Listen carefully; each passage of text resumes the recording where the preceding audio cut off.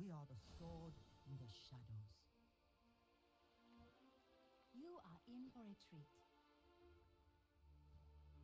Brah, take your time. Enjoy. May the mists protect you.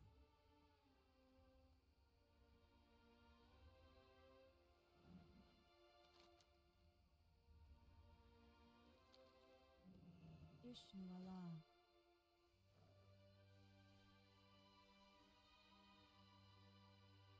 Delnadis.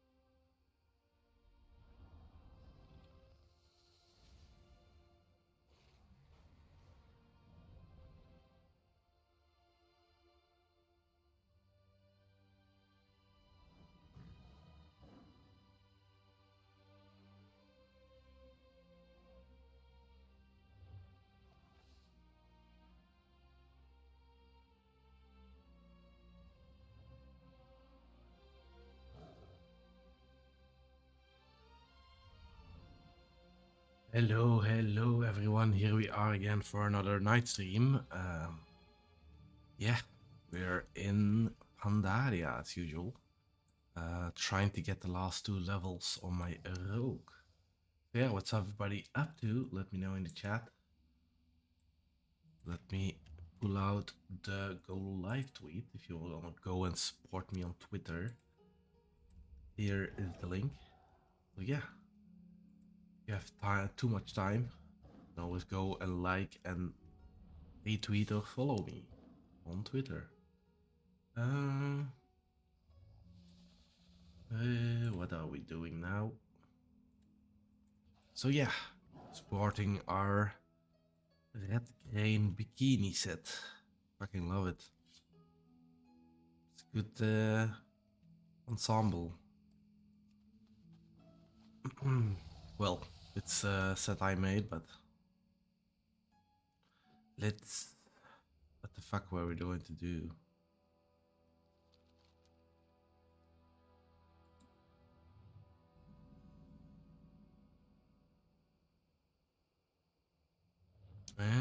Yeah. Time running heroic. Scenario heroic. And I guess some tokens?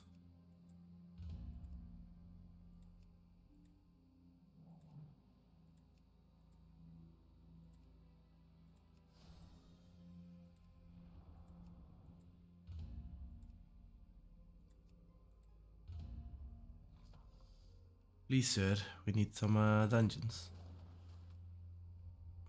Keep saying later Tarisland and D4, but just so addicted to remix.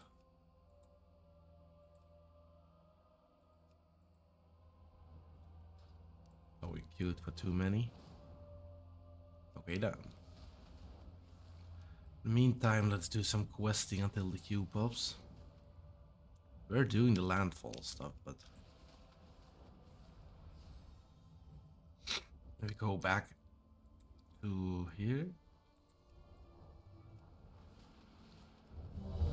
Oh. And then we instantly get a scenario pop. It only needs 3 people, so I can guess why. This is a faster queue. Ooh, it's the boom brew again. Have you had any brew today? Get this lightning party started.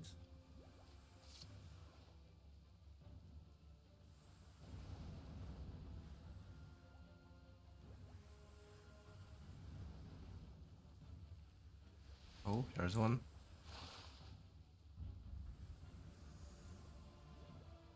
Watch out for the lightning strikes.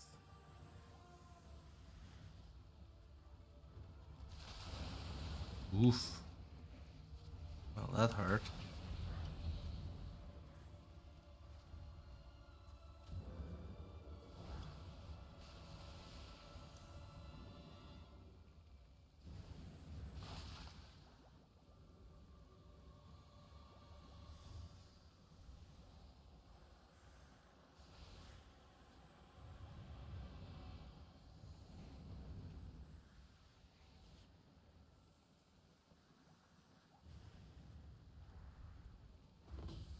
Okay.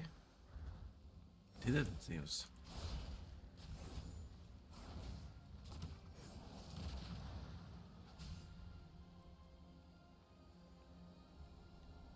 Good brew requires an abundance of love.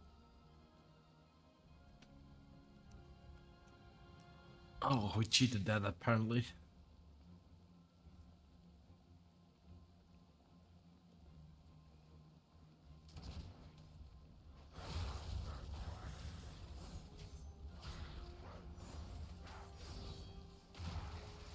But damage is already scaled back because we're higher level.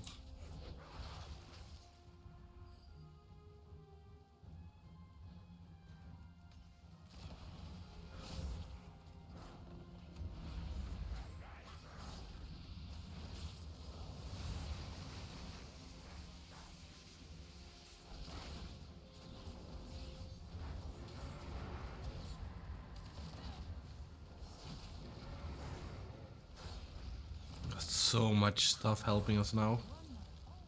We're gonna do between the eyes, you'll heal, and if you're stealthed, you'll heal again.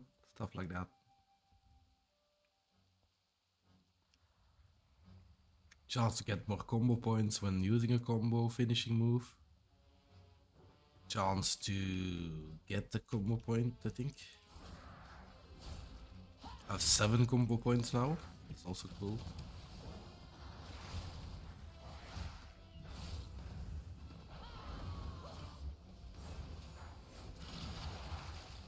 Kaboom.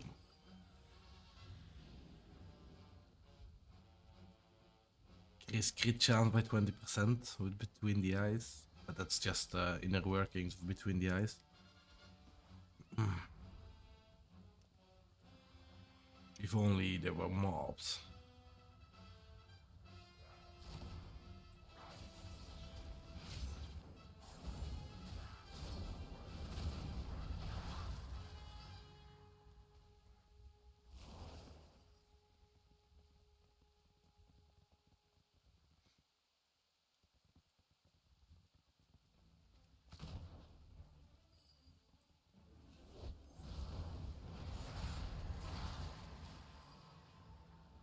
Just ghostly strike again. Less increased damage, take increased damage. Oh damn.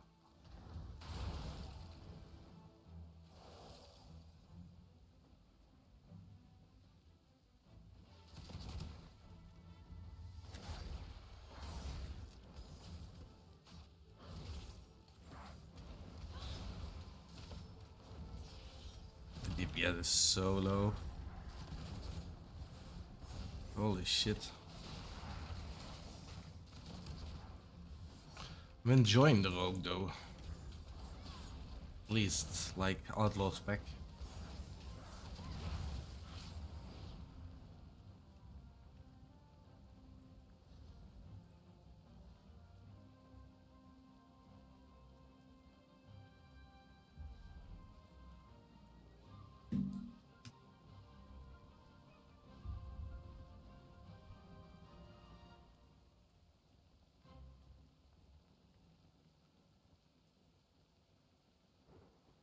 Panda lady, where are you?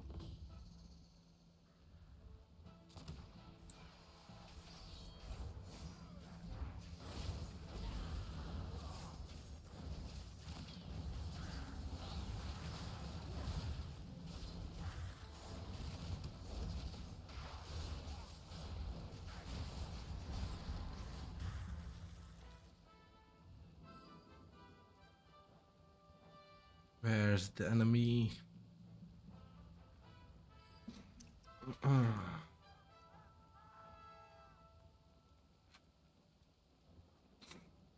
Let's go be heroes. Pascal, you fork-tongued Halliwags or something. I don't know what you said.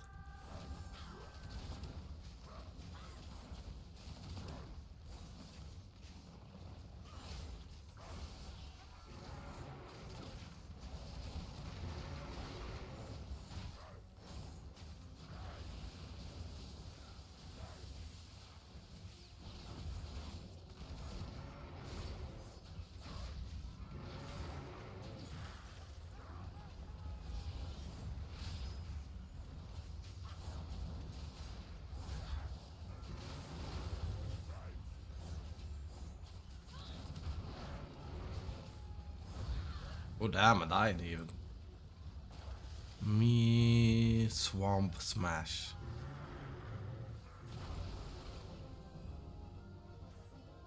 Well, that hurt.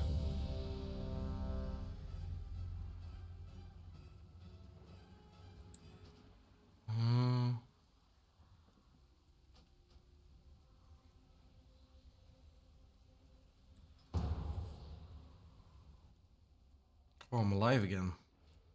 Okay.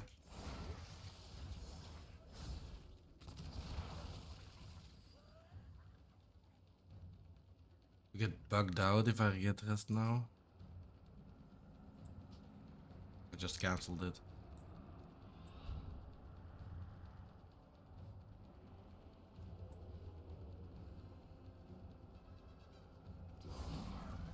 Oh damn. I also get I'm like low B damage and defense since the leveling.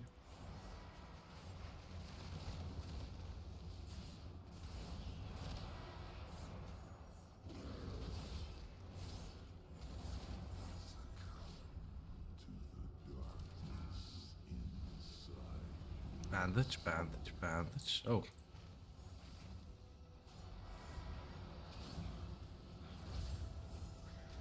God damn it.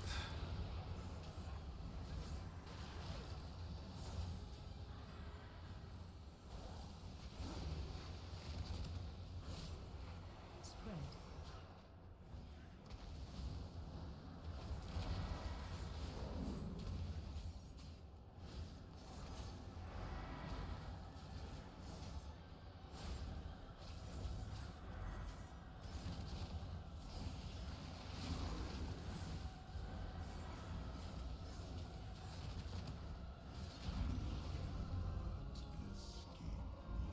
Nice storm. Very nice.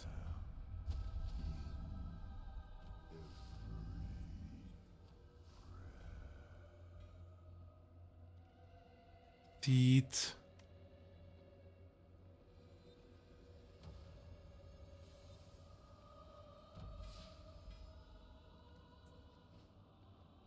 Did I have any quests here? No.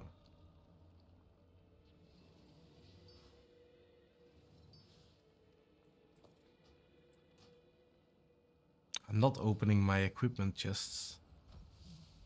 Normally you get like scaled stuff out of it. Let's get rid of the other stuff though.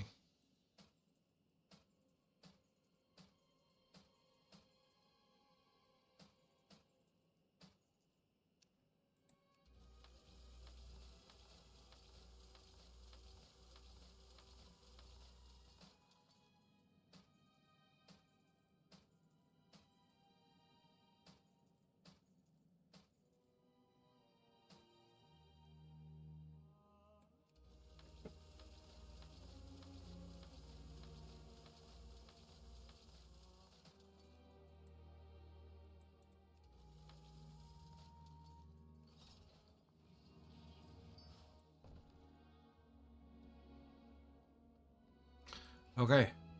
Oh, we're here alone. Just being lonely. I wonder if we go back to the dungeon where we're dead. Oh no. Very nice. Apparently there's something here. Oh, the shrine is here. Let's go and give the quest. How may I aid you? Go in peace.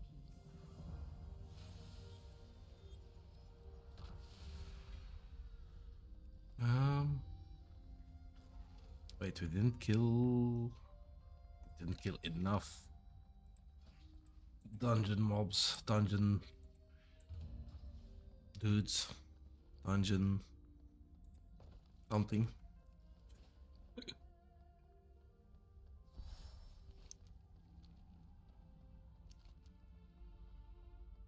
Dungeon bosses, something like that.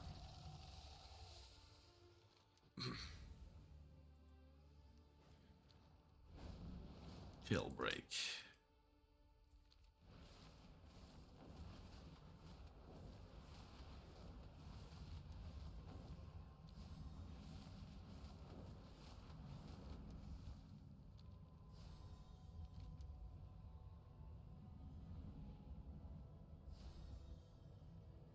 Very nice.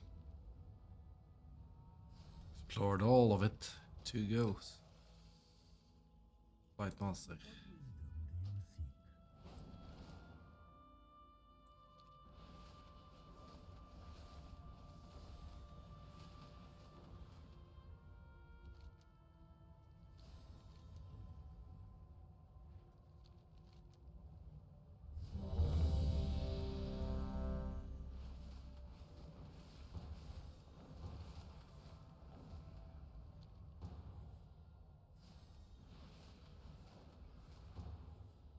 Brewmaster Stormstouts Brewery.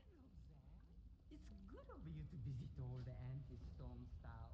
Anti-Storm Stout.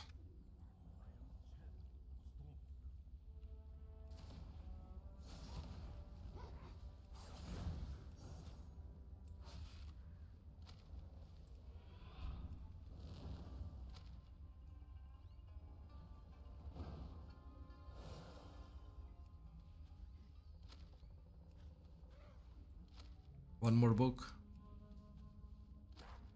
Nice.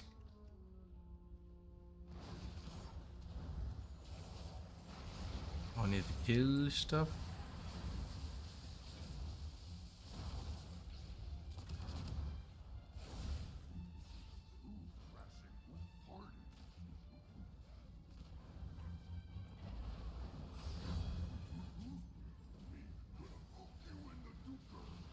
Hook you in the looker.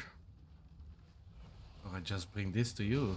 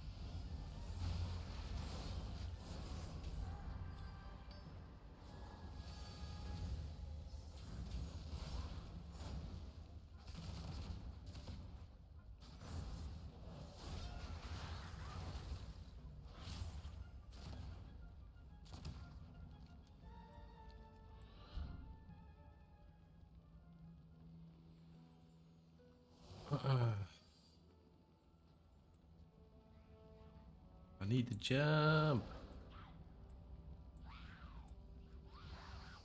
God damn it. God damn it.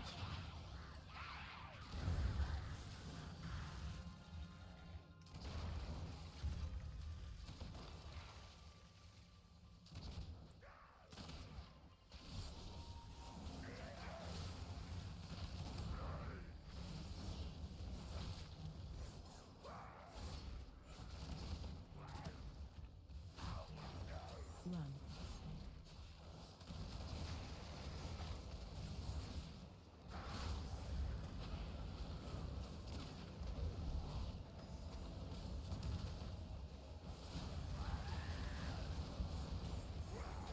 The lowest in damage.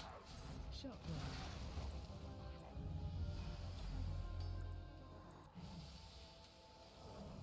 Ooh, new mace.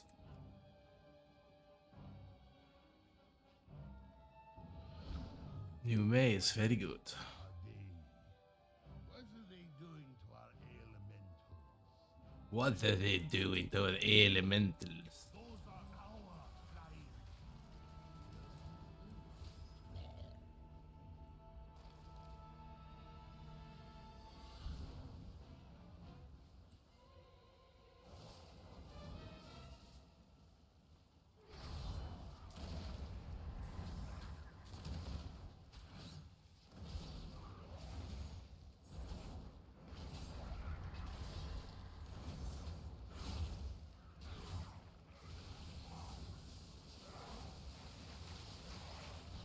More damage. Yes, yes, so close. Just a pinch of oomph. Thundering bolts OP is weg. Thundering orb. Oh.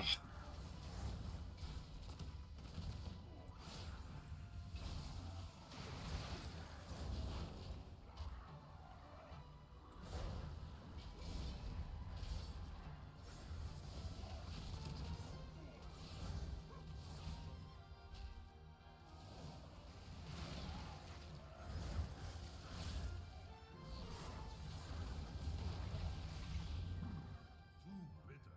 Just a drop of honey and a cane of sugar and maybe some corn. Yes, more corn. More corn.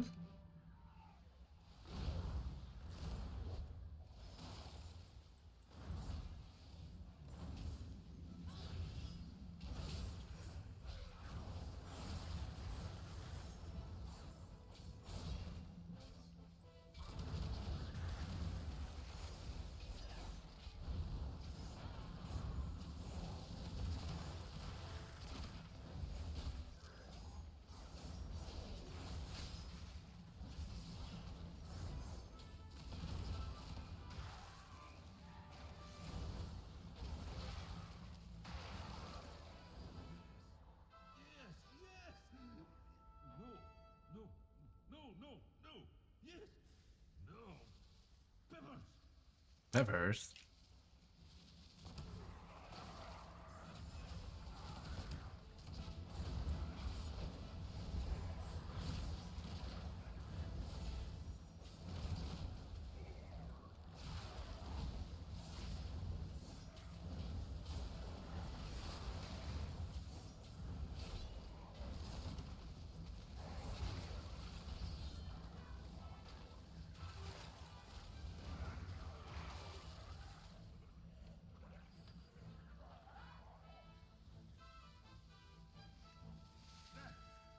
Gather items.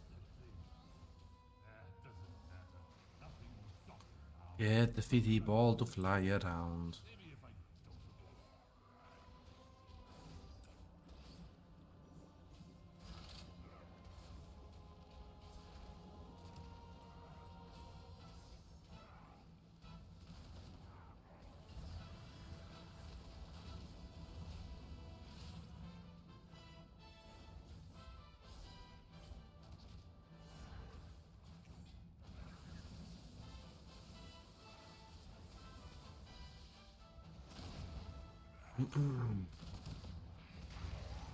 Did it. Such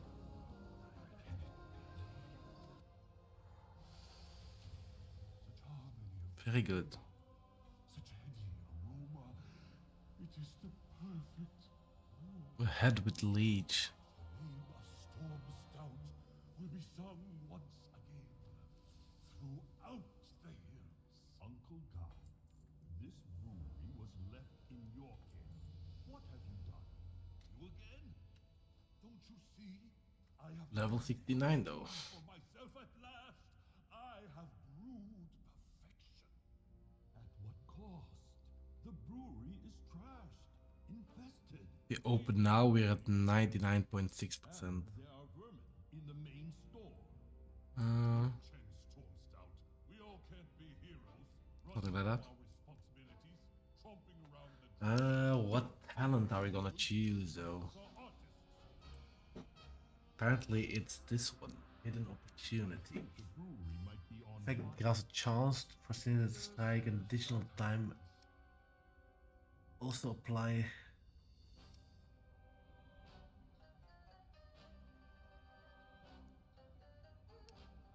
Oh damn. Also apply to ambush. Okay. So we can ambush more. Something like that.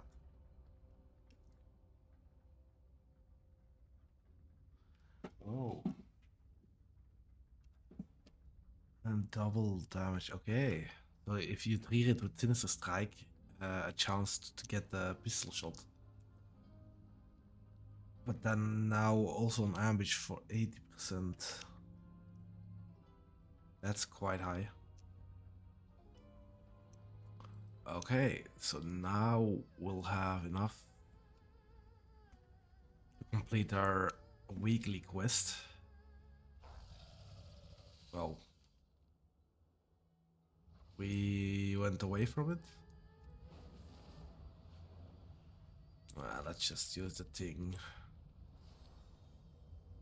Use the thing, Julie.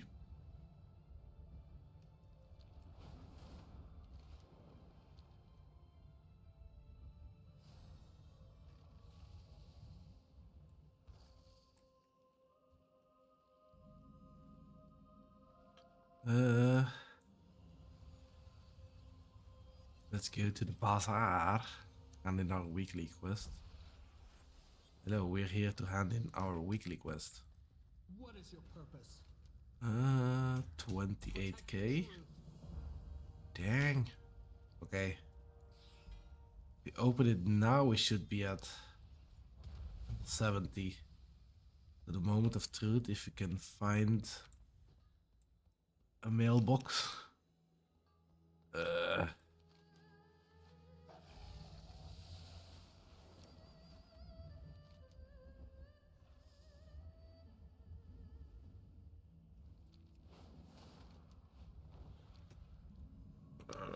I knew I didn't uncover this yet. This place? There's supposed to be like a Applied mastery here, but don't think it's unlocked. Rila Village. Hello. Got it. And then there's something here. Oh, here. Show more info. No. But the thing says.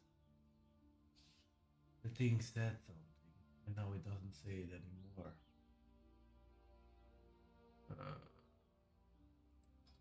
God damn it. It doesn't say it anymore.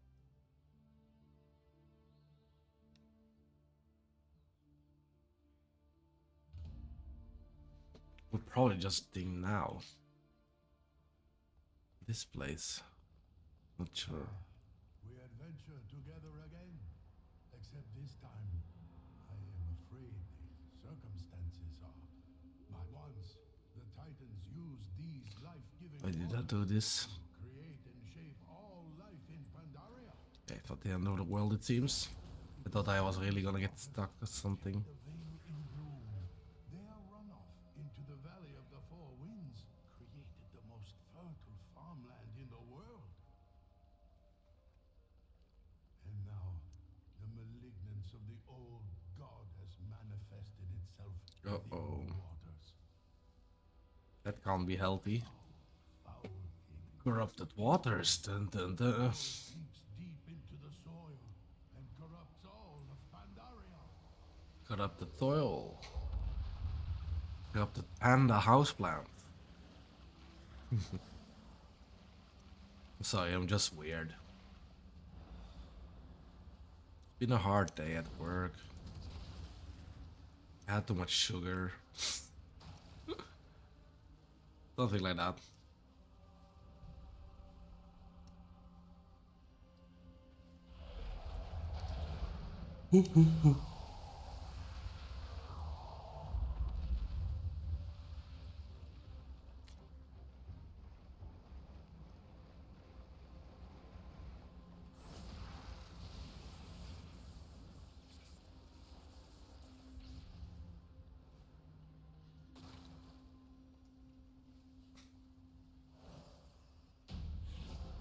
Damn. Insta killed it.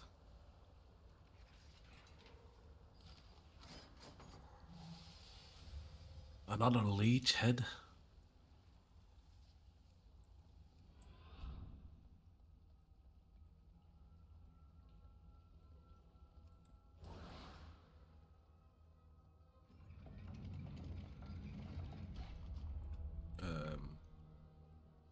Okay.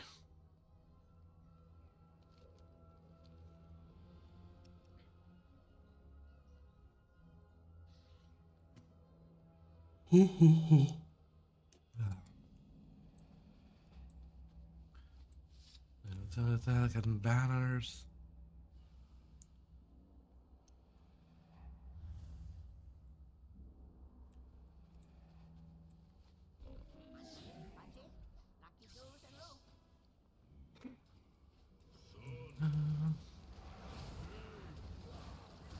Special coming. Target you. Oi. Special coming.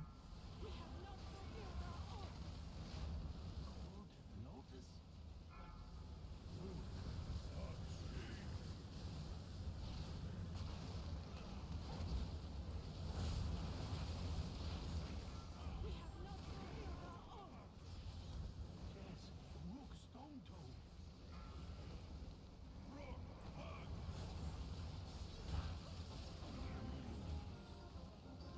Nice.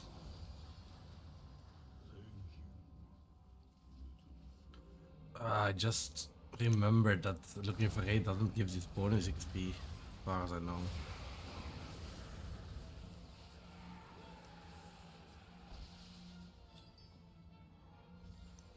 Totally forgot.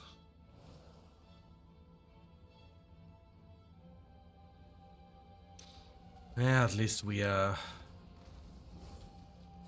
something.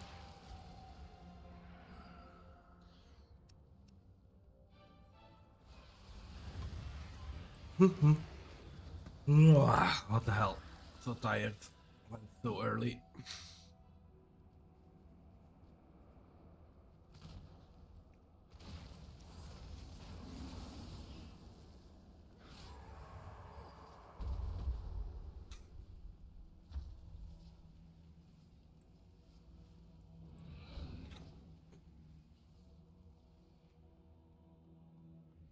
Run, people, run. Astounding. Another chamber that looks to originate from these titans. Must have been hidden away long before recorded history, and with good reason. In the Good chamber reason, you say. under our peaceful land slept the heart of an old god. Horde. Dun dun dun. Hi, what is this? Hello, I am Lord Walker Cho. No further corruption will enter the heart chamber. Further corruption? Oh no, we are here to stop the corruption and save Pandaria. It's actually quite a nice match. Wish to purge the corruption? Yes, please let us pass. Should you pass this door at this time, you would fail. You, all of you, are corrupted with the insidious plague known Ooh. as pride. You stand tall and proud atop your accomplishments, and this will be your downfall. Should This you will be your downfall, Max Killstar. will first need to purify the corruption within yourselves. Speak to me again when you are prepared to fate very well. I will create a field to keep your corruption quarantined. Prove yourselves worthy, and I will let you pass.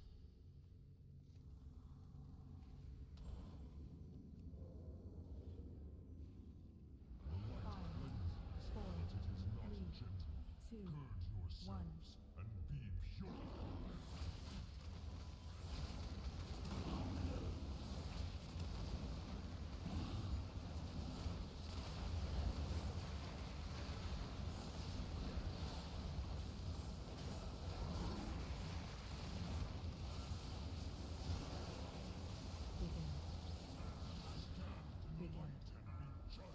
Shockwave.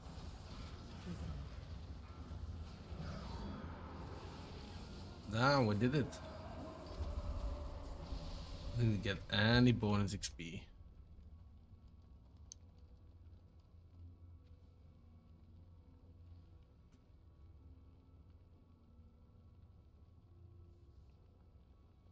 Well, this is a good belt. I'm gonna equip that.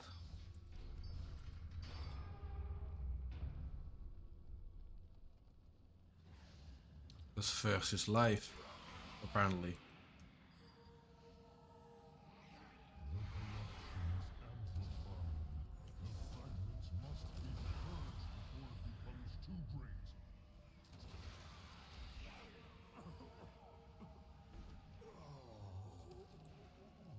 Taranzujo. It did not matter. It comes. Steel your hearts and prepare your souls.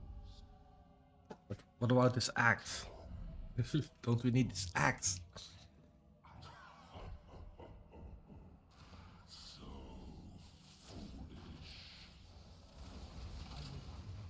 Try to hold off the shore for as long as you can.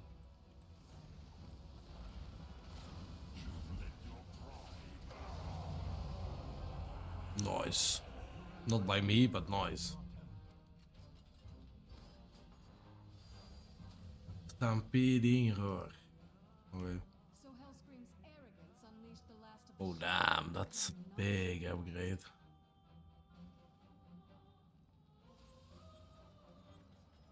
Look here. He left his weapon behind. gore power. This means he's completely Um, News to no one.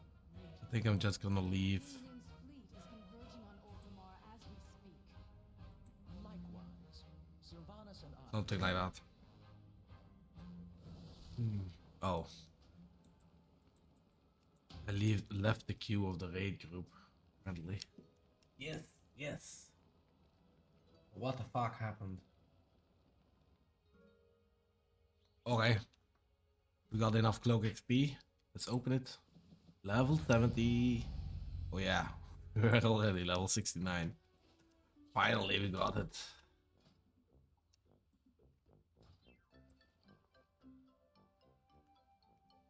Okay. Can I use this? This is broken. How do you fix it, please? It is broken. Shadow dance. What is it?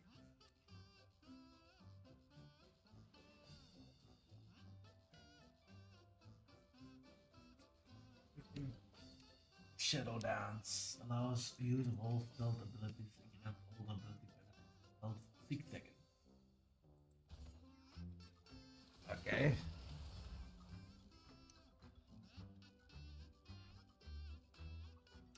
Music. Yes, let's go. Maybe stealth in. Okay, shit.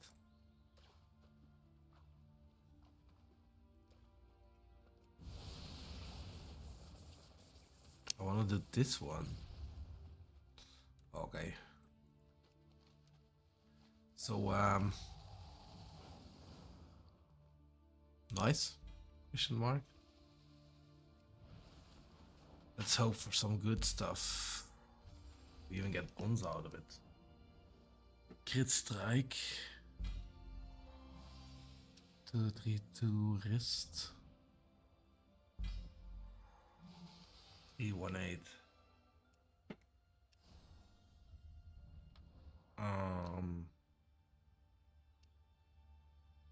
What about this? 318 crit strike for the shoulders.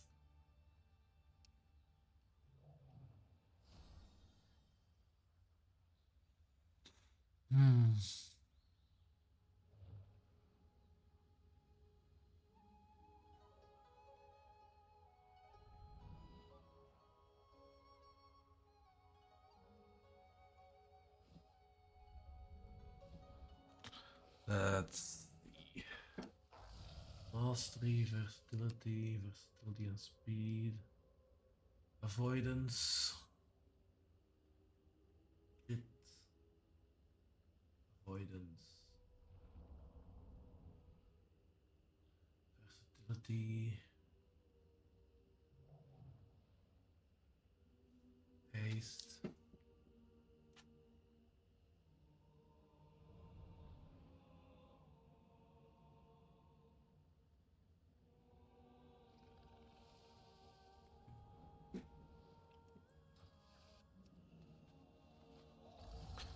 We need first crit.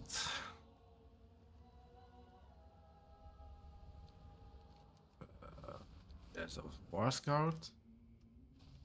And I hit it even.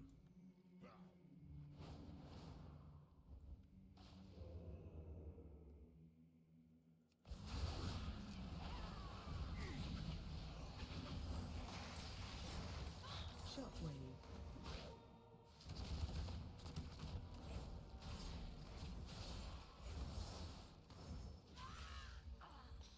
Well, this shit is hurting as fuck. Don't think this is the way to go.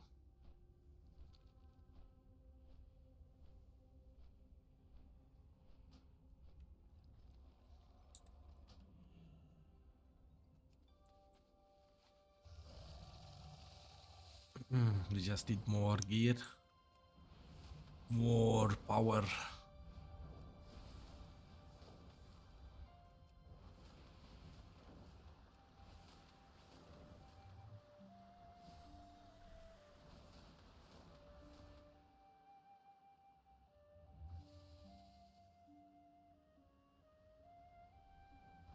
Hands with mastery. Mastery is like the worst of the worst.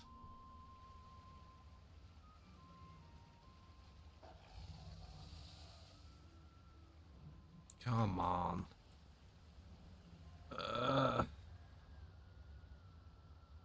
Am I falling through everything? Yeah, damn it.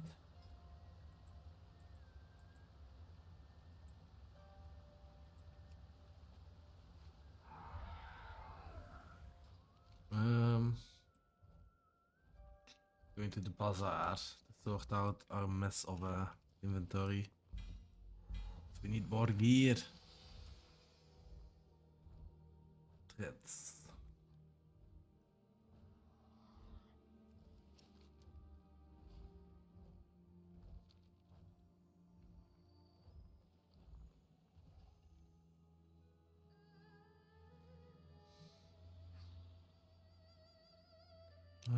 Okay.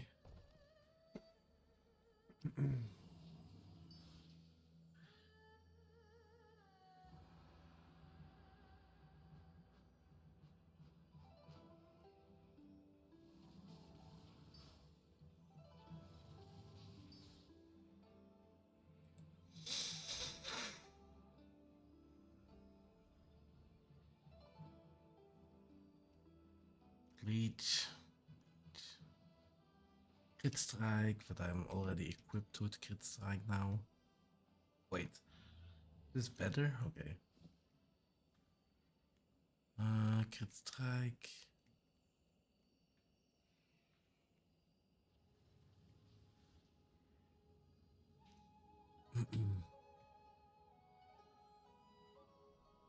My hands are so bad though. Mastery is not really good.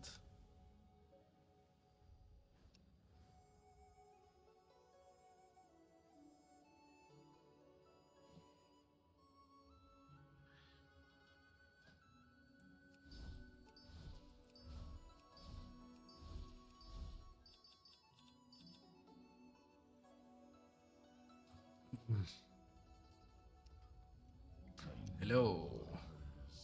Oh. Damn. Just got 30k, really? Damn. Okay.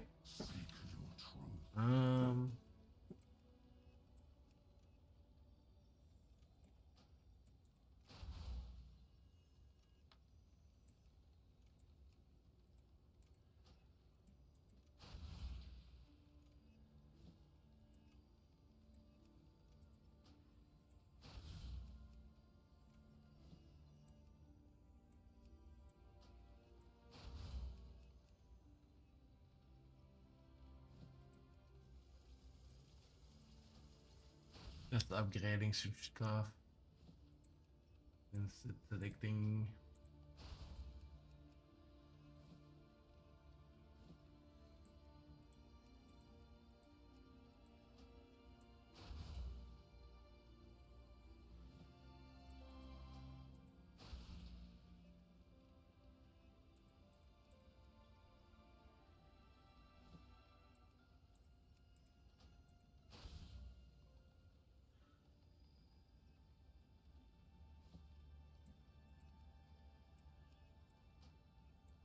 Versatility.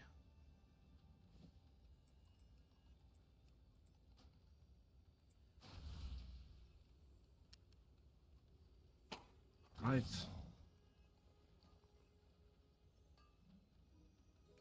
Don't think there's gonna be real upgrades now. We have some left. What do you want?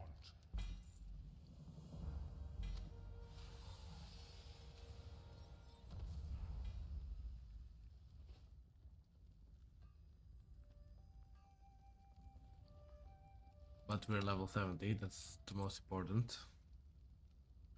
We got Shadow Dance. Ooh. What does this button do? Quite cool.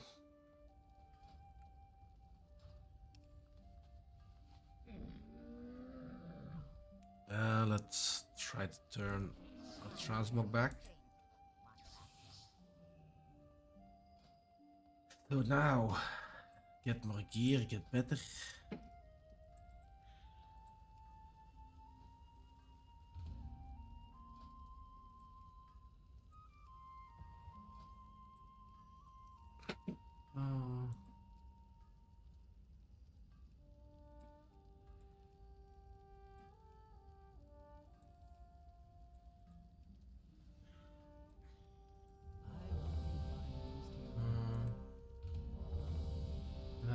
out already. Yeah. Oh, it expired already. That's weird.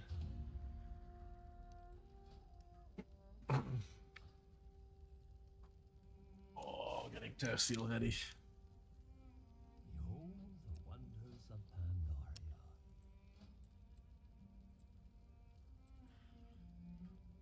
May the red crane Hey, that red crane.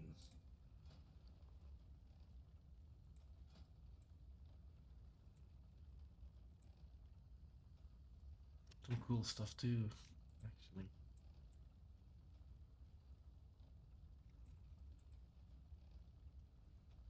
Ooh.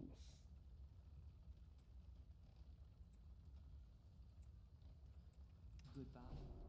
What is your purpose?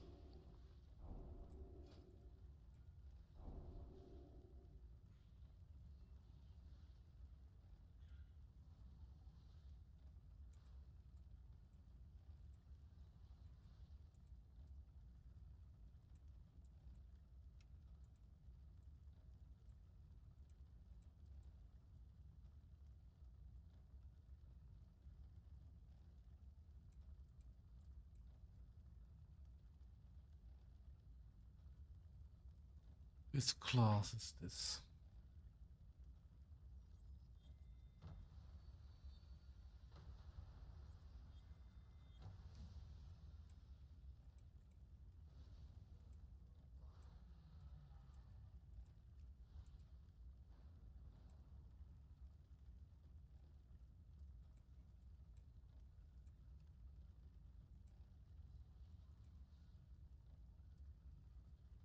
Oh, there's the mythic version. I like the shaman one. Seek the truth. Oh. What are we doing again? Tarisland Springs? Or what's that again?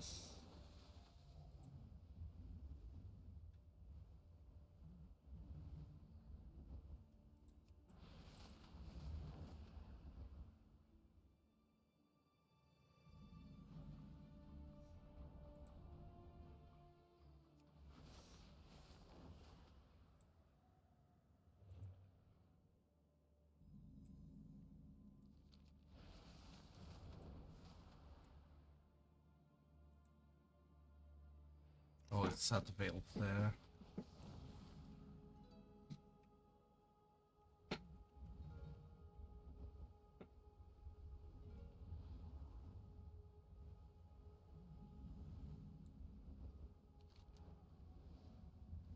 They started without me is the question.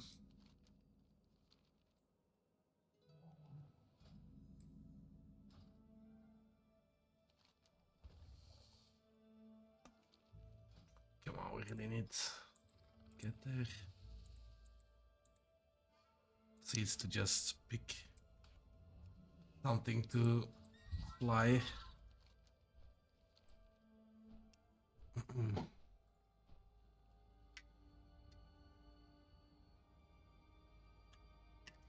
Oh. They summoned me. Very nice.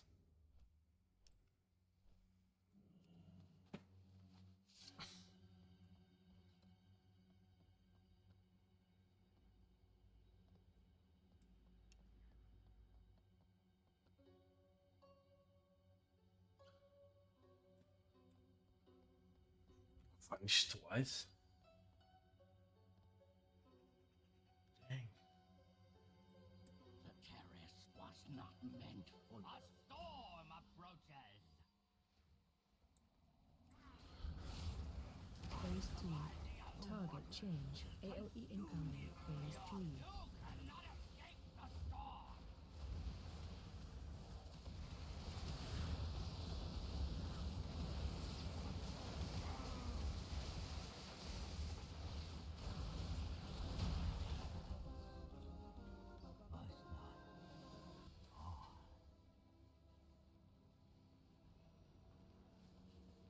No, the waters. I must resist.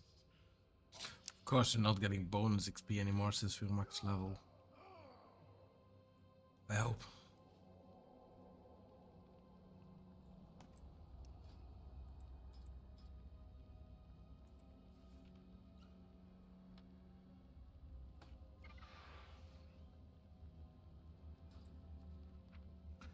Still we get mail. Okay, it's just the one thing.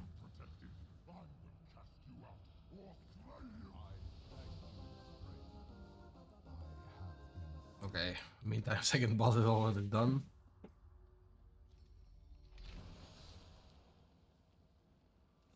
Why the hell am I still in combat?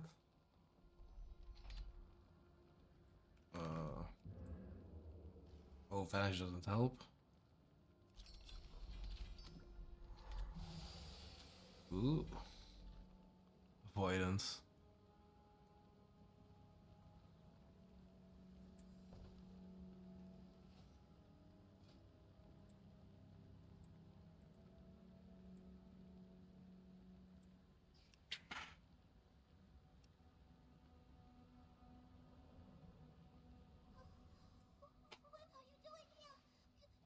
Kill ads.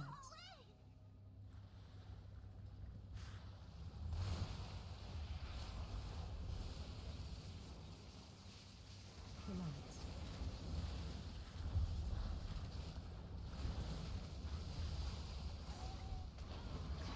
Oh damn. Okay.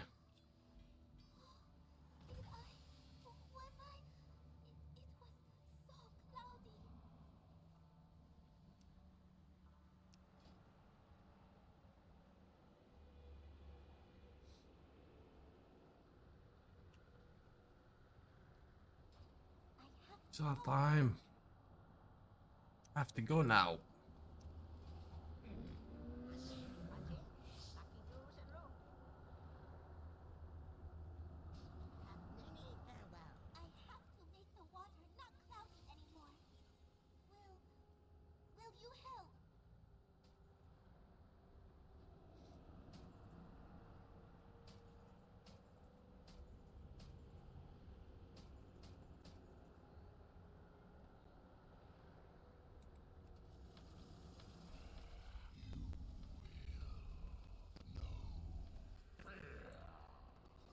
Okay, mister.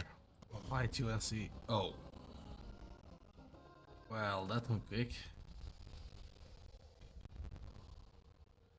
Very quick.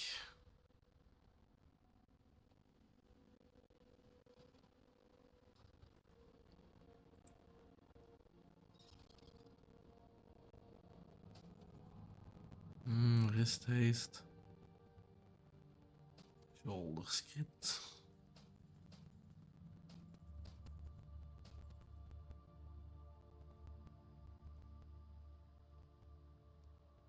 Or just full. Scrap it.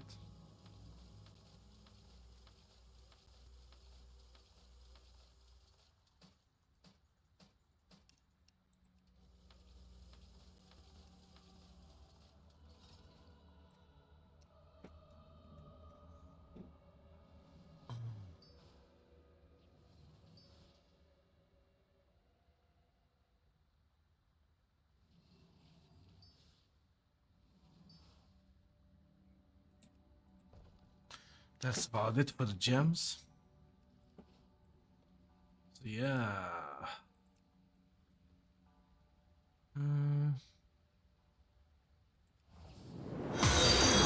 Holy shit.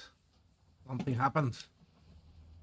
Thank you for the follow, Avoid Meows.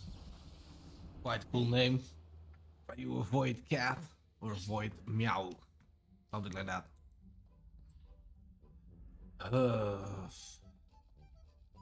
Well, that took all of my concentration. I mean, sorting out my bags, not the notification. I'm glad the notification is working, and I can hear it. What do you want? Oh.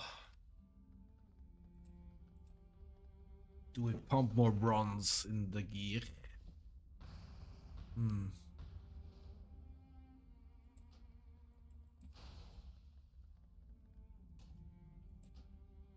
Maybe like one more round. Or maybe just the weapons. Trust yourself. Let's go test if we can just simply quest. We level too quick in the beginning. Level 68. With the mail trick. But yeah. At least the Twitch alerts are jump scaring me, so that's quite nice.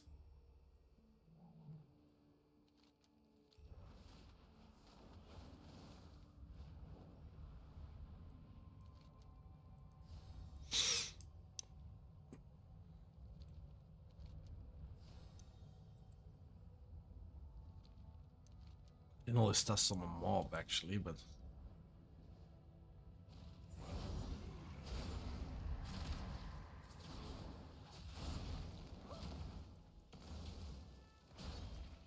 still takes a while. What if we go invisible?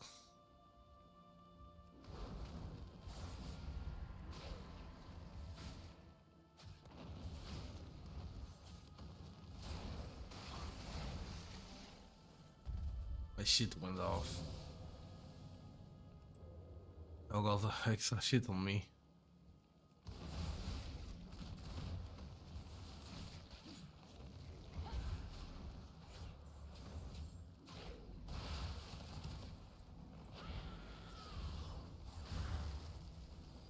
Not bad though, not bad.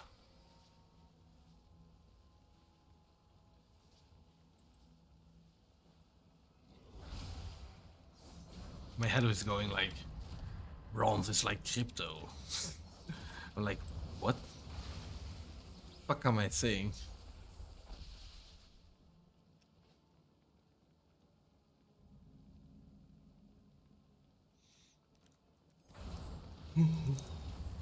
Tired brain, tired brain of having all the extremely good ideas, but they're not good ideas.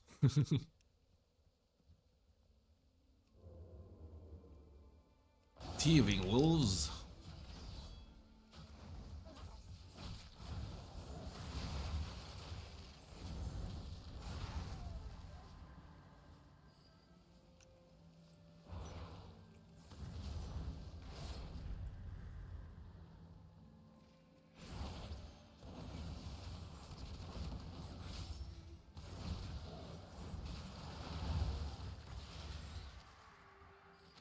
Shits explode and then birds attack me.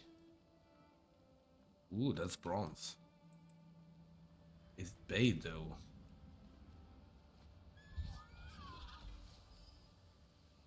Not bad.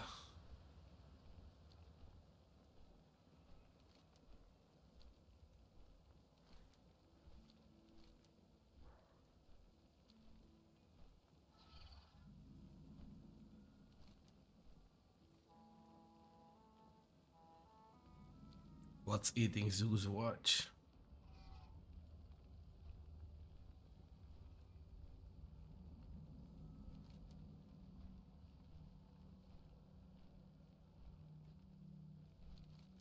Oh, it's part of the landfall?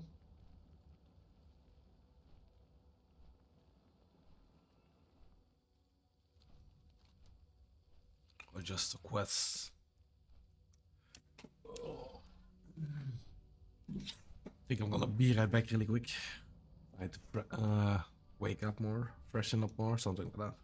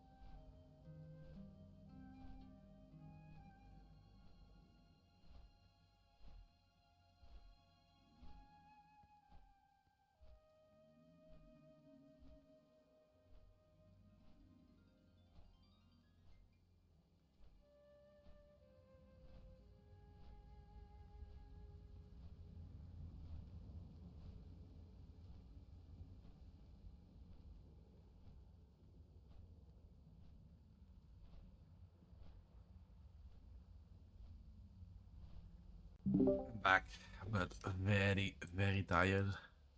Devil! Hey Strauss, how's it going? Uh, really cool bit about the servers. See. You're developing Alpha 2. Oh. Ashes of Creation.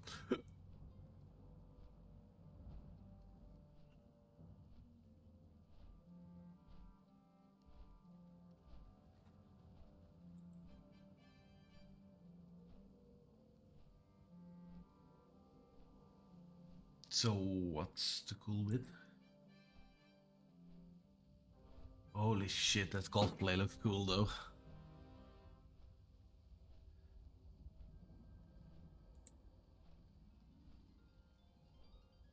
It's very long. It starts at 1 hour in. Okay. Yeah, it's a 1 hour long explanation of their server structure. Oh damn.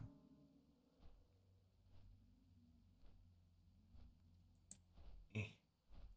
Server server meshing.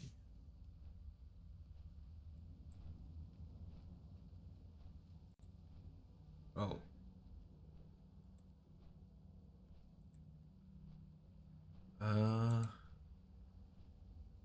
Of communications, and with me as always is Stephen Sharif, our creative director. But we have Brian Langford, who you've seen on the stream before, but he's joining us for this little special one. It's and he's been a wearing little some while. Ashes merch. You're gonna make everyone jelly. Yes, looking good. Yeah, you can see some of behind him as well. But as a little sneak peek, we are working on merchandise. We know that we've been getting a lot of people asking us for it. It takes time. You have to go through manufacturing, and you have to find the right people that you want. You have to get all your designs ready, and then it's back and forth getting samples. And then you have to have our models in-house, like Brian, that's testing everything. Yeah. Right. That's for us. But yeah, so we'll just get right into all of the goodness. But as you can see below us, what we're going to be covering today is reminders, server meshing technology, studio update, art update, and we'll have some Q&A from the forums. We'll also be pulling some live questions as well, as we usually do after the server meshing technology stuff. So stay tuned for that. But before we begin those things, we have our quick reminders. And the first one here is, of course, our YouTube Spotlight. And if you would like to be spotlighted for our YouTube Spotlight, all you have to do is subscribe to us over on YouTube. Make sure that your subscription shows publicly. So depth of a technical clearly discussion. The people that are here, we told them in advance what's coming. We're like, this is go into a lot of projects don't really talk about, and you know, it can be a little bit on the techie side, but I think this is stuff that a lot of players like hearing about, and I know we got some exciting people to chat with today. What do you think, Margaret? And of course, we tried to make it as visually appealing as possible. Shout out to Mike Vecchio. Damn, those graphics look good you may though. know him from all of our other graphics, but he's our graphics designer, and he did a wonderful job on these slides. So hopefully they help portray what our wonderful engineering team is trying to showcase. So we will kind of introduce them. We have some new people who you've never met before. We'll kick it off first with Zach. If you want to talk about who you are, what you do at the studio, and maybe a little fun fact. Hi guys, I'm Zach. I'm the technical director here at Intrepid Studios. I run players that we Which some of you, if you hang out on our Discord. Studios, I've been here for solving the hard possible problems. Yeah. Hello, I'm Anta. Jeffrey. Pro here for it. With it. Yep. Like team here has the players who are. We're an open world game. Anyone can go anywhere. No instance layering or sharding. Game, so we need to have low latency. People can't just a large number of we players. Can't do what other games do, where you just like lower your tick rates really low and then just simulate at a really low rate. Since we're action PvP, we can't do that. 500 feet is 500. I guess would you call this a game design pillar, Steven? Like this is like, we don't want to do layering. Like that's a very like absolutely game thing. We wanted so layering channels, you know. Like they were all in, to our players. And then I guess our last requirement, which is like just a typical latency, that we have, right, but which has its own. Do proper physics simulations on the servers, or they I guess they do layering or sharding where they have to solve these problems. And this is where IntrepidNet, I guess, was born. It's all custom built for our game. We, you know, we'll get into these more in a bit, but IntrepidNet is made up of quite a few different technologies. Okay. We have heavy. I was like, oh, it's so nice to have a logo. Yeah, so I'm gonna our server meshing technology works. Yeah, hello. So before we start diving too deep into IntrepidNet, there's probably a few terminologies that we wanted to preface with, just so that it helps the community and everyone else here follow along better with like the lingo and the terminology that we will be using. The first concept that we wanted to touch on is an actor. In Unreal Engine, you can think of an actor as like almost any physical representation of an object or an entity that's inside the world. Okay. As you can see on the photo, an actor can be anything, such as an NPC, a mount, which we'll get into. So touching on replication here, replication is a term you might often hear in networking. I believe Zach touched upon that a little bit briefly in his introduction. Replication is the process of synchronizing some sort of state. You can think of it like a value or a property that's on an actor on the server. And then it's synchronizing that state from the server to all the clients that are relevant to the said actor. This is important because of a concept called server authoritative networking. The server, when you think of like networking in video games, the server normally has authority over your game world. And the properties, they're normally updated and checked against the server, which can then be shared and synchronized between your clients, which is through the form of replication. Okay, yeah. This is also part of why you never want to trust the client, as we said earlier. Yeah. Because when networking, when the client does some action to the server, for instance, you always want to verify that action on the server in some way or shape, or it's where the action. Obviously, we've seen, you know, a lot of games that we've played in where. Yep, that's what you see in the video. We went 3 swim animation or whatnot. Down. Server meshing, what everyone's been excited to talk about. Right, so now we do replication. So now, originally, we just talked about how replicating a one server works. So now, the first part of IntrepidNet is what we would like to call, what we basically normally know it as server meshing. Damn, that's smart. Your game normally works under a single process server scenario.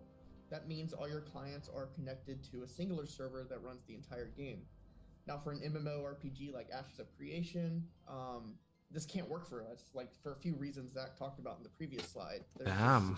With the mass amount of entities and actors we have, simulating and processing the replication of all that for every actor in one server, that's pretty insane.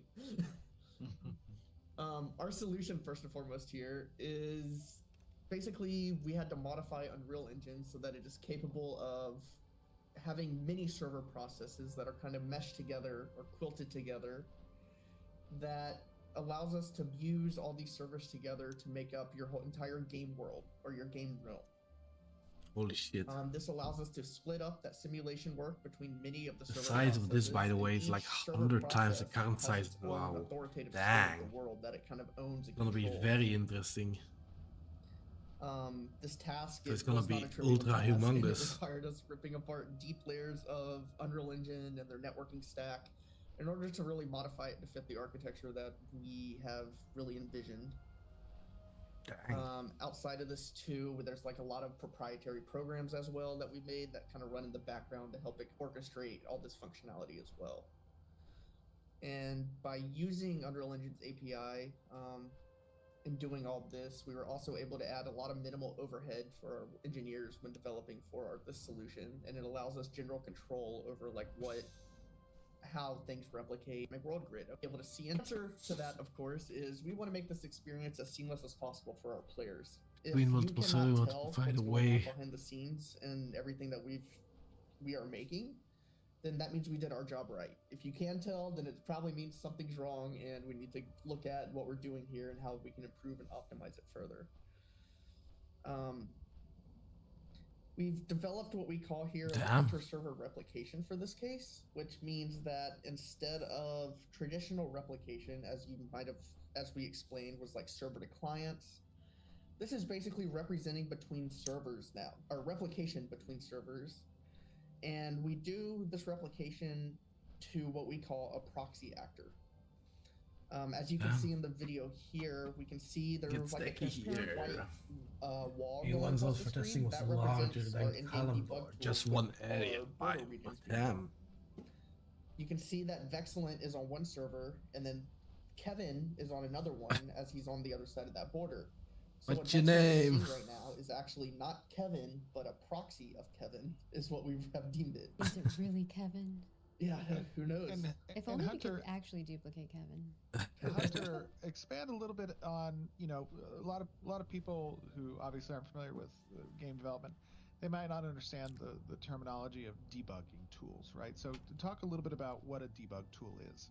Right, Okay, so yeah. we've developed a lot of like debugging tools that be going on while you're playing. Like, okay, there's a border here, and then if QA's testing something, they can be like, okay, we transferred across the server, and then this broke, so that means something's probably wrong with the server transfer. So that can kind of just help you like narrow down more of the problem space and give you that necessary information of like what was going on at the time. Because without that, if we have it turned off, you pretty much hopefully should not be able to tell the difference between the proxy we talked about or the actual actor. You can kind of think of the proxies here as a puppet.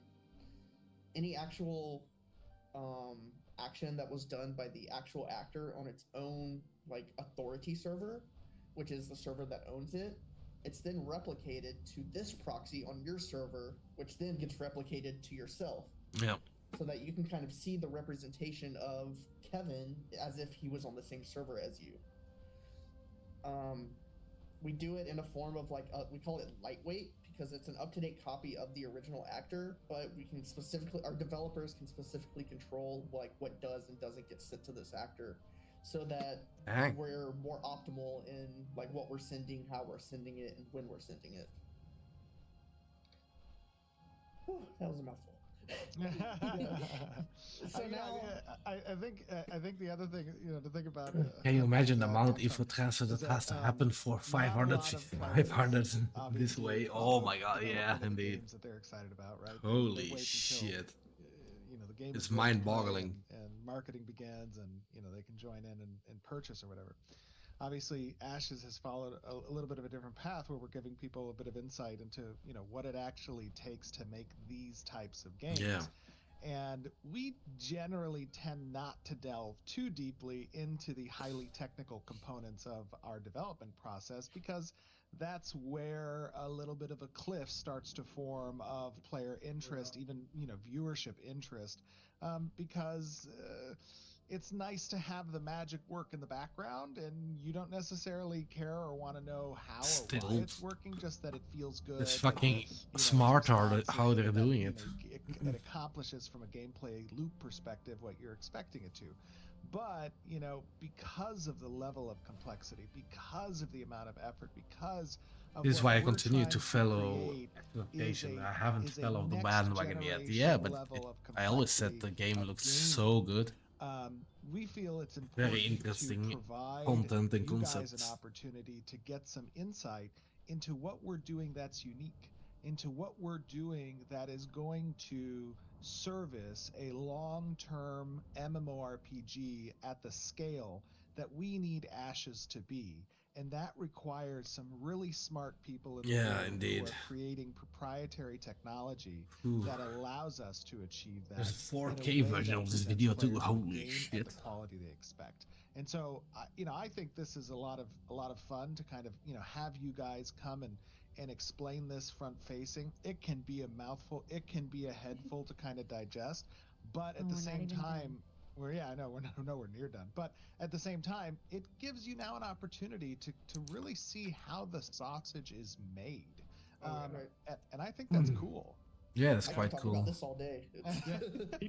People don't talk about this. There are so many games that are doing things like this. Not exactly, but like, you know, there are other games that have to solve these problems. Okay. And, you know, other games don't talk about this. You know, this is this is a first. Absolutely. Yeah. Yeah, so as you see in the video, you can see into the other server. But now you're probably thinking, okay, what if I want to interact with this proxy? How do I do that across the server boundary? Yeah, like with attacking. Well, because the proxy is like a puppet controlled by the higher authority, we basically just now need events that we can send from the proxy up to its authority. And then we tell the authority that we want to modify data or execute some action on the authority server so that it can then replicate down to the proxy and then back to you. We have what we call a cross-server event or an inter-server event that's done through what's normally known Look at as those a animations, remote though. procedure call, They're which allows gorgeous. pretty much just for this. Our goal with IntrepidNet is to make all the routing and the actions that we do as fast as possible so that we can keep the latency and interactions between servers a pretty seamless experience. And you hopefully shouldn't even be able to tell the difference between, like I said, a proxy or an authoritative actor. Yeah, and I guess to add here, this is so important because, you know, these server borders that we're talking about, they're invisible. You won't know where they are. So I think the big important thing here is like we need to make it so PvP can happen on these borders without people noticing. Yeah. And that's really that's the real crux of it here. That's why it has to be so fast. Right. And as you can see in like the video here, we have some fighting across the At least they border. didn't call it You can see that Skynet. we're Yeah, fighting that's kind of true. over the Holy boundary. shit. Combat and everything seems pretty seamless Still, and it's a smooth good- as you would expect it without Good way any of thinking noticeable about it issues. and a good name. This is kind of showcasing like what we can do with just those events and that replication we talked about. We can have these like in-depth battles or interactions between the servers with hardly any downside. Yep. So what we're trying to achieve here is the seamless experience that you hopefully can't tell where that border crossing is. And the other important thing about this particular, this cross-server information and the border itself, which I think you guys are getting into a little bit later, is that these borders are not static. They can change. They are dynamic. Wait, what? Oh, I'm sorry. Sorry. Wait, what? Sorry. This is my first time seeing the slide. Okay, go. No, go. I'm sorry. I think you were talking about seamless transition, so we can move into that. Yeah. So if you look or go back one more, Maggie, I'm sorry. So if you kind of see in the video there as well, now that we can kind of do interactions to the process. Can't wait for Summoner. You may have noticed in the video, I did charge myself The across juicy border, bits. and then I basically attacked what we call the proxy of Kevin. However, during that charge, we did basically a server promotion that took place behind the scenes that you probably didn't notice. So if we go to the next slide, we can kind of see now we're introducing the concept of server transfers. This is kind of where IntrepidNet gets very complex. This allows us to not only share and split the statically defined server areas, but we can also transfer actors to new server areas that are moving across the world or happen to have a new server. I don't lose come any up on top data. of it. Yeah. Into a different server, and then this allows us to do basically that global load balancing across the realm. And then, so basically when a player or an actor is within range of this border, our system on the back end Damn, that's begins a smart, though. negotiation and the creation Dynamic of servers, a proxy wow. so that it can replicate it to the nearby server. Yeah, but just you use your This doesn't proxy and only update happen in, it. like a 1x1 scenario that you might see here, even if it's a 2x2. You and just you're in, like, change your a corner proxy of to the 4 different authority servers. actor.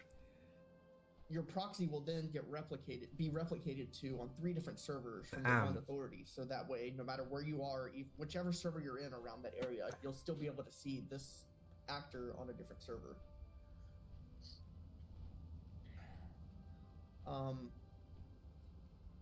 If that actor then fully crosses the border, going outside of the authority region of the server it's currently in, the 2 servers then kind of start negotiating what we call a promotion or a transfer. This is when now server A is passing over that authority we previously defined to server B. And then promotions, they're like a whole different beast. In order to do a lot of like the promotions, there's a couple things we have to do, such as like ensuring first you have to ensure the actor is like fully made with all of its components and children. We have to ensure they're all up to date with the entire state that was deemed necessary for the new copy to have, because we don't want to lose any data during this entire transfer. And Hunter, people hear the term like, children and the state and whatnot. Elaborate a little bit about, what that means at a high level. Right. So when we have all these entities, such as like an actor, actors can then have on them what we call components, which is basically building blocks that you can then add to your actor that kind of make up the actor, what it does, how it's supposed to act, things like that. So for example, you could have like an actor, and then that actor has an interactable component. So that means you can interact with this actor. Or it could have an inventory component. So that means, okay, this actor has something of like a bank, or it stores goods. And to contextualize that, let's say, you have your mount out, you're not on your mount, right? But another player could walk up to your mount and they would be prompted with an interact that says to mount your mount. As you're moving across the boundary, that actor has that component that is the interactable component that needs to go with it. Yes. Right, because if you transfer this actor or you're proxying it, you still need to be able to do that interaction across the boundary. So we proxy that interaction component, and just like we can do cross-server events on the actor itself, we can also do them at the component level, so that way it can communicate with its authoritative one. Because we kind of treat the proxies as like a read-only concept. So the proxies are just visually kind of representing what the authority represents. So any data modifications or anything that has to happen at the authoritative level, so that way then the proxy can get updated appropriately across any. It sounds logical. That's kind of how we have like that central truth of the actor. Oof, your gear disappears. And there's only ever one. If they ever find like a place where this seamless transfer is bugged, it's gonna be dangerous for duping. Computer science degrees. That would be awesome. Yeah, no, it's pretty cool stuff. It definitely took a lot of time and a lot of effort to try to figure out how we make these things possible. And after all this work, we're excited to be able to show it. Although watching Kevin run back and forth is making me a little nauseous. Yeah. So in the scenarios too, this also works where you may not be proxying to that nearby server, because say you teleport across the map. This kind of means that when promoting there, it kind of does the same exact route, except it may just need to make your actor instead of making a proxy of it. So it all falls kind of under the same generalized system. Yep. And then when we normally do have that proxy actor on the other server, that means when you're promoting, we can reuse your existing two actors that are from server A and server B, your authority and the proxy. And we can convert that proxy to the authority and then demote the authority one to a proxy. So this allows us to have that more seamless experience when you're swapping servers. So that way it's a lot faster. You don't need to send a lot more data to copy over to be created. And then there's not really any visual hitching at all when this happens, because we're not spawning or destroying a new one on the fly during that promotion. And this helps also with client performance? It can. Not going too into detail, but we'll talk actors really aren't cheap. So replicating an actor can be expensive, and every new actor you kind of open and close to the client, which is basically like a create or a destroy. That just adds this additional overhead that we didn't want. You don't really need kind of negate it by just reusing the existing ones we already have, and then doing that swap. So that way you don't even notice anything happened. Because you were about to ask something, Steven? No, he got it on the spawn and destroy. Nice. Okay, yeah. Like I said, our goal is to make it as seamless as possible, and one of the main pillars when we were making this entire system was we try not doing anything on the client. If all of our actions are kind of done on the server in a fast and efficient way, the client shouldn't notice anything happening at all. And that's kind of where this comes in, because we don't want the client to notice. Yeah. So every time we're doing something, we're like, okay, how can we do this without affecting the client's experience? Because we don't want them to have a bad time. Yeah. Okay, so let's talk a little bit about how all this stuff is working. Because yeah, we are The server room is gonna be servers, gigantic. We're sending events between servers. We are transferring between servers. Holy shit! But how is that information flowing? How do the clients end up seeing that stuff? And typically, the way this is done is you create a centralized web replicator, and all the different servers from all across the realm send all the relevant information about all the different entities to that replicator. So let's say one server has a bunny, and that bunny moved around. It sends that information to the replicator. Another server has a goblin that took damage. It will send that information to the replicator.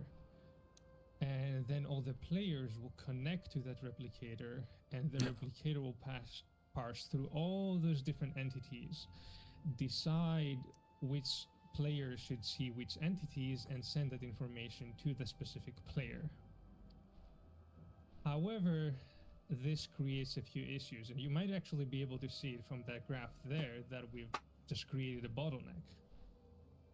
As this singular process now may need to keep track of hundreds of thousands of entities and send potentially hundreds of millions of updates to all those clients, because all those bunnies moving and the goblins and the players and the trees falling, all that information has to be passed through the replicator and then sent to each individual client. And I guess something to add here too, Anton, is like that would just be moving the problem. We're trying to like if we had a single server, this would be the same problem, where all the replication is happening on one place, and we're trying to not do that. Yes, actually, we tested a solution like this during Alpha 1, and this bottleneck, it kind of affects how many players you can have in the realm as a total. Like, you can spawn all the servers you want, but at some point you hit a limit on the replicator itself, and it doesn't matter how many more servers you spawn. You are limited by that cap on the replicator. During Alpha 1, the number we got was like, I think, about 1,000 players, where after hitting that point, you can no longer really scale anymore. And it's important to note that because of this more, I guess, for lack of a better term, archaic and monolithic approach, which many of us have likely experienced in older games, there are certain scenarios in those games that are multiplayer where you start to see that server is having trouble. And it's because it's hitting these types of choke points. Yes, and in fact, when this replicator is overwhelmed, the entire realm will lag. It doesn't matter if you're alone in one server in a remote island, you will lag because there is a big battle on the other side of the realm. I remember in so many games where I would be out hunting and peaceful, nobody's nearby, and I'm noticing everything is starting to churn, and I'm like, what is going on? And then I'll look into global chat and I'll see, July, they're August, having September. a huge fight We somewhere see across A2 the realm in a within totally the next different part of the few world, months. and I am suffering cool. as a result of it. Yeah. Indeed. I And guess that's a good bridge to what we're doing. Yeah, it is a pretty good bridge, because basically creation is this sounds to good. aim for player counts that we found out that centralized replicator does not support. So we had to come up with our own solution, and this is, from what we know, not a very common solution, possibly because it's more difficult to pull off. What we basically did is we completely got rid of that centralized replicator, and instead we had the servers themselves collaborate with the other servers around them and exchange information that way. And that makes each individual server have all the data they need to serve the clients that are connected to them. In our scenario over here, That's you can see we have 4 servers. It's way and 2 better. clients are connected to each one of those servers. If we had a centralized replicator, all those 4 servers would be connected to that one replicator, and then all 8 clients would be connected to that one replicator too. So we've actually distributed the problem. Yeah. We've eliminated the bottleneck, and we've also eliminated this one point of failure that existed beforehand, where if that one replicator fails, the entire realm goes down. And we can actually, have a look at the next slide where we see how we are more fault tolerant than if we have a centralized replicator. And we can actually, you can swap to the next slide. There you go. We have the entire server grid over there. And if one server goes down, everyone else can keep playing it like normal. We patch that server up, we fix the issue, we bring it back up, and So it patches seamlessly and hotfix services so we're connected to that one and server, game servers in a got booted, live and everything's environment. going just fine. If we had a centralized replicator, if that replicator went down, everyone gets booted. So, yeah.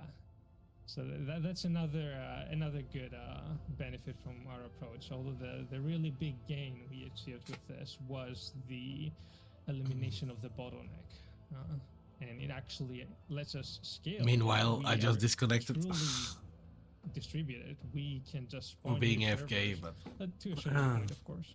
And this And the is possibility not to have the against other that, servers it's not just absorb a server strength, 2. obviously, Damn.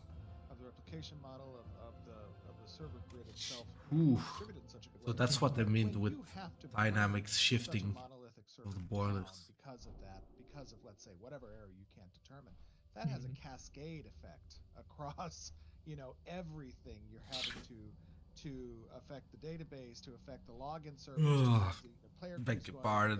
the I'll ability keep for on this to yawning. truly be distributed, More for from us to be fault tolerant working all day, is an being entirely tired. different player experience when it comes to these large, massive MMORPG type settings. Yeah, I mean it's very typical, like with I was an yawning all MMO, day. like that something Oh, else is damn. happening in the world somewhere. Yeah, I'm someone's so hacking, tired someone's- lately. there's a really large raid. But yeah, there's a lot siege of happening, and shit server happening, a falls lot of over, stress. and then everyone gets kicked. With our model, that doesn't happen. The rest of the server is fine. Performance is still fine in the rest of the server. People can keep playing.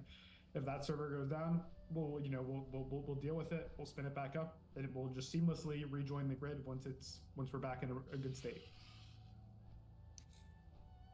And this, eliminating the replicator was definitely not easy, and it caused us quite a I few hope you get the problems. house But let's figured out. investigate Yeah, we one of finally these found a problems house to buy. and the solutions we came So up it's also to, the best time to suggest. buy. Because we So have some benefits from the government helping us out. because we did not want Because to we're younger create than an 35, so yeah. It's now is the time to buy. really large connection But it's network always a between time the to buy, different but servers. now We essentially connect the servers to the nearby servers, the neighboring or some that are close by. but we found a very nice house, so And that is fine in most situations. Over here, we can see there's two players in two neighboring servers. Those servers communicate. So if those two players are in a party, even though they might be a little bit too far away to see each other, they located. can still see each other on the map. However, in a more complex situation where that other player is maybe on the other side of their realm, now those servers do no longer have a connection, a direct connection to each other. So we have created a problem. How can player 1 see player 2 when player 2 is on the other side of the world? If we had a centralized replicator, sure, we have the data just there, we can figure it out, but we do not. What do we do about that? And to solve that issue, we created a concept called microservices. Oh. Microservices are, imagine them kind of like servers on top of the servers, like some database. Holy for example, shit. But it's active. It's not just storage. They're doing work. We have a node service that is responsible for leveling up and keeping track of all the nodes and the upgrades that have to be done to to nodes. We have a population service that is doing the spawning across all the realms. And we have a social service, which would be, for example, what would affect the party example that we just talked about. This means that server 1 and server 8 on the diagram can connect to that social service and exchange the locations of those two players. That way, player 1 and player 8 can have exactly the information they need We know it is to be unique, able to yeah. see each other on the map. And yep. What was it, Steven? Oh, nope, that wasn't me. Oh, that wasn't you. Okay, sorry, my bad. Yeah, and this actually gave us some extra benefits. We were able to make some pretty cool tools with it because we wanted to be able to have like an overview of what happens to the entire realm. We wanted to be able to keep track of all the players, all the NPCs. Look at that see all the graphics, different even when it's like gatherables small, being spawned, those see the shadows. trees. And that's Holy kind shit. of hard to do if we just connect to a single server and If then see people what's play on the that game one server different, they and then will jump have on their another own server and see experience what's with there. leveling, different So we stories, different created a landscape. service Dang, that keeps track of all entities in the world that's and good. a tool that can allow us to view those entities. And this is a pretty cool tool because we can see the players moving around, we can see them participate in events, we can see the NPCs dying, we can see them collect gatherables. So if there's any issue with the spawning of gatherables, we'll detect it and hopefully fix it. It's I think the big thing to say here is like, you know, we can see the entire world state, which we generally can't do because we're so distributed and everything's so server central. But since we have these services, we can make a debug service like this, and we can see the entire world. Yeah, Yep, I can see Always everything. watching you. I also wanted to piggyback off of that, Anton, of your Damn. services. The services as well are also pretty much distributed, like going for our model, so that if one of those systems go down, it's not taking down the every game system. So if the chat service goes, or the social service, You for still example, have goes the down, other you may just service, not be yeah. able to chat or form a party for a few minutes until it comes back up, but you should still be able to interact with like your guild, your node, your mail, etc. And we tried making the services as well fault tolerant, like we explained earlier, so that way they can come back up, go down, come back up on the fly, get hot fixed, and so that we can still provide that seamless experience. While the feature may not be working, everything else should still be working in the meantime. Yeah, that's very smart. Componentized in this, microservices approach, right? There is not an interconnectivity where you have one failure in a single service causes a cascading effect across all of the services, right? Exactly. They're independent of one another. That allows for a recovery time. I wonder how the servers of Diablo are like. Is they're also doing live maintenance And then and these stuff. debugging tools allow us to see where those problem areas are. Are they using the what same situation kind? Actually might be causing a problem, right? Exactly. Yeah, we don't have all the tools, a slide for all the tools, but we do have monitoring tools for all the different services. We know when they're lagging, we know when they're down, we can monitor pretty much everything. It's pretty cool. Yes, it's very cool. It's quite Cool, now smart let's get indeed. into the really fun stuff now. Yeah, I know let's this get next into one it. is something The that really fun the stuff. community has actually been talking about quite a bit. Yeah, I saw a bunch of videos. People have been talking a lot about this. Oh yeah, So go into it, Anton, because this is your thing. dynamic gridding. Oh God, I've been looking forward to, like, since I joined the company, I've been wanting to implement this. And specifics. this is an answer to a problem, and that problem that it's trying to answer is, sure, you have all those different servers, but usually player activity tends to condense to certain areas. Let's say a large PvP battle is happening at some place, and when that happens, that one server can be overwhelmed, and you usually wouldn't want to just create tiny servers for everything. Oh, D4 is just because as that can be phasing, incredibly okay. expensive and wasteful. But having those smaller servers would be really useful. So what if you can do it dynamically? What if you can detect when a server is overwhelmed and then split it? Yeah. This is what dynamic gridding is. and the way it how can it be is a is like little bit really tricky to implement. changing the borders. The difficulty of it Fucking is cool. that you just now split a server, and you want the players to not realize there were casting abilities, they were running around, and a new server just spawned, they were moved there, and no one realized. Yeah. That is a difficulty there. Yeah. And something I want to add here is like these cases in which we're splitting a server, they're complex because if we're splitting a server, there's a lot going on. So it's not like we can like there's just a couple people we can split them. We can do like a quick fade and it will be fine. No, if yeah. we're splitting a server, it's because it's under load.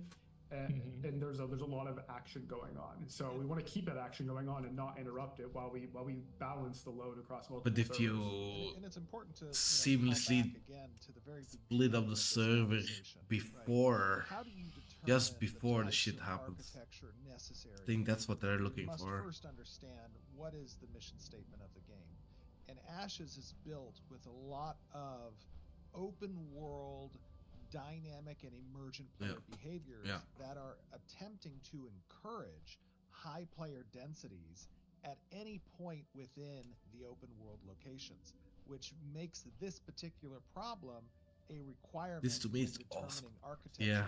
How do we address this, right? And I'm not familiar with, and Zach, Anton, Hunter, I'm not sure if you guys are, but I'm not familiar with any other tech stack or networking approach that has a dynamic gridding solution in order to better accommodate and facilitate that emergent player density behavior. Yeah, I mean, we are not the first people to try this. This is something that a lot of people have tried.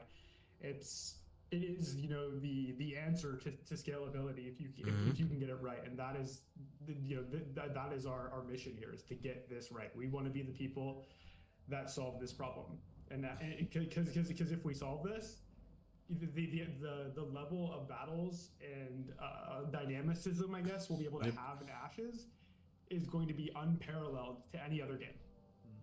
Yeah, and to make something clear, we're not talking about the far future 5 years from now.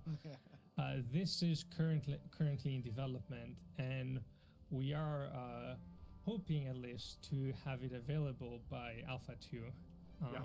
And the server meshing part of it is already in game. Yeah, so the dynamic aspect of it. Yeah, so the static part, is already the foundation, the architecture for it. Yeah, years now. And all of our dev test servers, people are on them every day. And are you able to turn the video volume up some? This is like where we're investing our dev time right now, is getting this perfect. Is this better? Getting this ready for the entrance of Alpha 2. Yes. And hopefully Ashes of Creation is going to be the first game that implements this technology and actually deploys it. Yes. That would be really fun. You gotta work quickly, guys, if you want that. moving. Perfect, alright. Very cool. This is exciting. I think I'll pass it up to Hunter, Yeah, I guess now that we've, all these slides before this, we were talking about distributing the problem, separating the problem into multiple servers, so we don't have to deal with thousands and thousands of players and on the same server doing replication. But we still have the core problem here, right? Yeah, like a guild. We can only split servers so far. We can't make them huge. 10 meters by 10 meters. We can't do that. It's gonna be too small. So we need to still support a high you get a number. Server. You get a server. Exactly. So we still need to solve the core problem of how many players can we get on a server, have them replicate and simulate at the same time. So I'll pass it over to Hunter, and he'll kind of go into I guess the problems that we have when we're with Unreal replication, and how we've gone about speeding them up so we can support many hundreds of players on a server. Yeah. So kind of piggybacking off what Zach said, what do we do when a large amount of players are, say, following your favorite streamer into a small area? Asmongold. And we can't just keep dividing our servers into such tiny areas, and that you're needing a single server that's still of a reasonable size to then be able to process the heavier load and replication that's happening in that exact area. At that exact Yeah, point. indeed. So in order to do that, we have to then figure out how we can increase I never the crashed a number server, of did I? players and entities that a single server can support. And this doing so will also help us increase our overall like concurrent user limits per realm. Because as a rough napkin math, of course, you know, you take the players per server, multiply that by the number of servers, and there's your CCU, right? It's that easy. Yeah, that's how it goes. Obviously. So I'm gonna kind of go into now. We're gonna touch back up on kind of what we explained earlier, like why is replication expensive? Like what's going on? Yeah. So we kind of wanted to explain that, like on this slide here, for example, you can see an example of a CPU performance profile that we took during a large-scale bot test. You can see here that like the single frame we're staring at took 150 milliseconds, for example. Now, 150 milliseconds may not seem like much, but when you want to, for example, you're talking about servers and tick rates, and if you're trying to target, say, a 30 or 60 frames per second or ticks per second server, you only get a budget of about like 33 milliseconds or 16 milliseconds per frame in order to keep that stable high tick time. Can you talk a little bit about what you're referring to when you're talking about tick rates and ticks? People Right. might not be familiar with So as your game server runs, it runs and processes basically the entire world at like an interval of ticks, or frames is what it's called. The faster you can do all that processing, the faster your gameplay and experience is going to be. If you're targeting, say, roughly 30 to 60 frames per second, which is a pretty good targets to have for like a game server of like an MMO that needs to be very fast paced and have like very good performance. Server FPS is different than client FPS. Yes, correct. But they're because people might be like coupled. 30 is not acceptable. No, so I just want to make that clear. They're vaguely coupled. So you one of the things you would notice, like if server performance went down, is you would notice rubber banding, like when you see like people just jumping around the world, or you would notice your latency goes up, and you would notice that by like you're trying to do PvP and you feel you cast Fireball and you feel the latency between the time you casted it and when it actually executed on the server. Right. So this time, these tick times that we're talking about, that's what it correlates to for the player. Right, because normally when you do an action, the client triggers something, it tells the server, hey, do this, and the server then replicates back to your client. If these frames are taking a long time to process in between, that means your server just has artificial latency and it's taking a lot longer to then process that incoming message to then return back to you. So like in this 150 millisecond scenario, if our game was steadily running every frame at like 150 milliseconds of time to process, that would drop our server down to roughly like 6 ticks or 6 frames per second, which then you will really heavily around that time start feeling like latency, rubber banding, dropped packets, etc. And that's not acceptable for an action combat PvP MMO. Like, it just doesn't work. Right. Mm-hmm. So I've played those games. It definitely doesn't work. We all have blamed lag before, right? Yeah. Right? So we know that this is unacceptable. What do we have to do to optimize this? Right. So now this kind of tells us replication, and now it's like, okay, let's dive a bit deeper into why this replication is very expensive. One of the big, major factors replication can be slow is because first, when you want to do your replication, you have to gather and determine basically relevancy of every actor. Yeah, they're really going to really detailed so everybody could understand. I think not many companies have done this, so that's really cool. Basically how far away an actor is from your player, and then there might be some other some other checks that they may need to do, like is it visible or not. But for simplicity's sake, we're just going to base it off a distance for now. So then it's basically comparing that distance to you and saying, okay, are you eligible for me to replicate to you? Because we obviously don't want things being considered to replicate to you if it's like across the world. Like you don't care what's happening on the far northern end of the continent while you're all the way down. think I'm gonna cut him off here now because I'm getting really tired. I'm sorry to do this. But damn, it's interesting as fuck. I think they are like doing developing something that will be used for several years in the coming games to come. If they pull it off.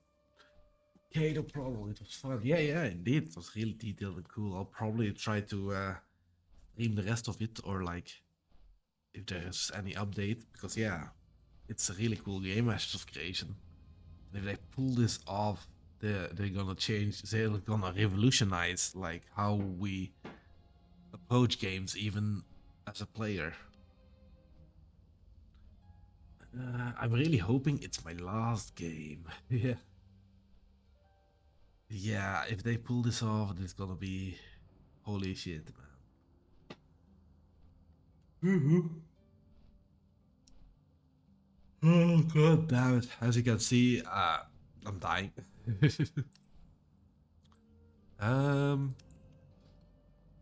So I'm just gonna hop on this stuff here. Ooh, can't stand on it. I've played WoW for 20 years. I hope AO Ashes of Creation for the next 20. Yeah. Yeah, it's gonna be like vastly different from like doing world PvP in in freaking World of Warcraft compared to Ashes of Creation.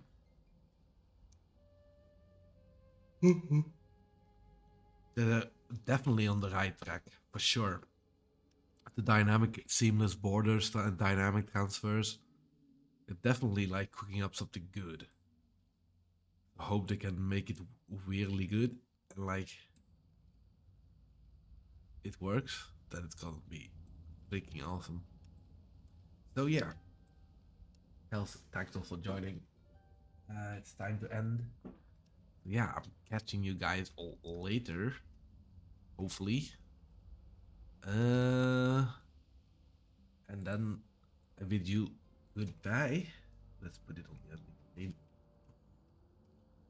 Did I press the correct button? Yes, I did. Let's mute Chrome again. And then Spotify. That's not too loud. So yeah, thanks for joining, and I hope to see you guys all next time. It was very interesting, Strauss. Thanks for sharing this cool stuff. It's really cool how they I like explaining it for the normal people, the normal gamers to understand, and that there's a Q&A after. It's really cool. Take care. Good night. Yeah, good night, man. Hope to see you soon, brother.